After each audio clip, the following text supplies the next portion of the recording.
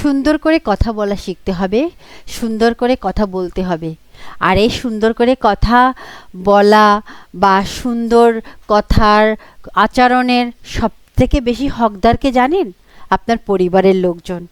পরিবারের লোকজনের সাথে সুন্দরভাবে কথা বলবেন না, পরিবারের লোকজনের সাথে সুন্দর আচরণ করবেন না, করবেন বাহিরের লোকজনের সাথে।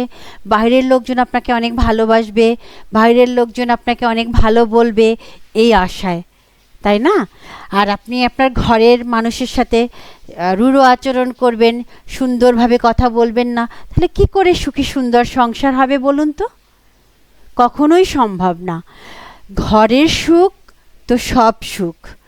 ঘরে এসে আপনি রাতে যখন কাজ শেষে বাসায় ফিরবেন, তখন ঘরের মানুষের সাথে সুন্দর করে কথা বলবেন, আপনার মনও ভালো থাকবে, সবাই ভালো থাকবে, আপনিও ভালো থাকবেন, আপনি সুখী হবেন, সবাইকে সুখী রাখতে পারবেন, আর আপনার পরিবারের লোকজনও আপনাকে খুশি রাখতে পারবে, চেষ্টা করবে।